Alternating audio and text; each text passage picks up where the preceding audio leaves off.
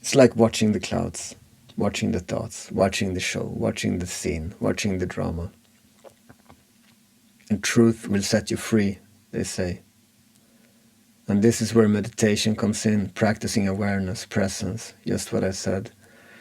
So when things present themselves, you see, you learn to understand, and you find power to change. And it's not that you need to change with force and effort. It's more out of recognition, clarity. You understand, you see that, oh, I don't want this actually. So you see your preferences, you're learning about yourself, what you like, what you don't like, what you prefer, and how you create, how you're shaping the way you experience life. We can have an attitude now, and that attitude can be based on some kind of assumptions created with language. For example, let's say it starts raining, and the programmed mind would say, oh no, it's bad weather, immediately judging it, and not giving even a chance to have a positive experience, like enjoying it, feeling blessed, feeling like, rain, how great, how nice. You know, like these are two ways, and there are infinite ways to experience.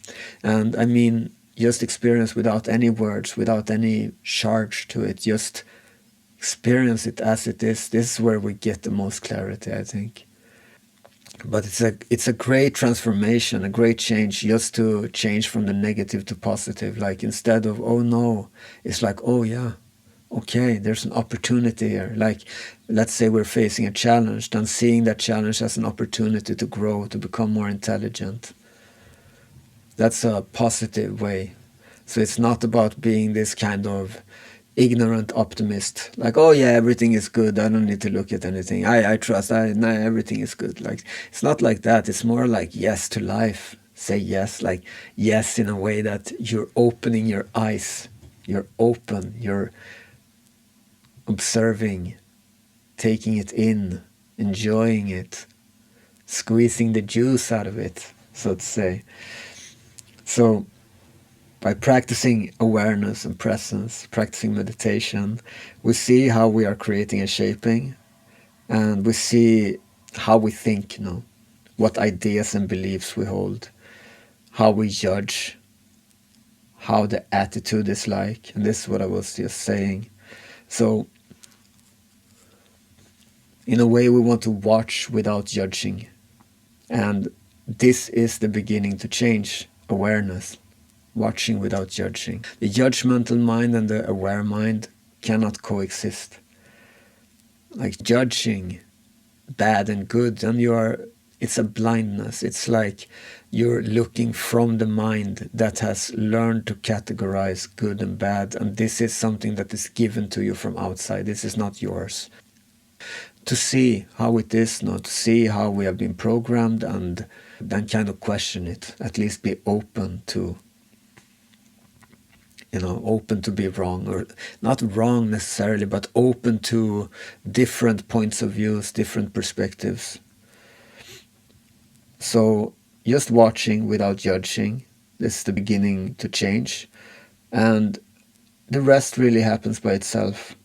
Like when we see, when we look, and we're present and aware, and we see, and understanding happens naturally, not by trying, not by thinking, just by observing, just by being watchful, present.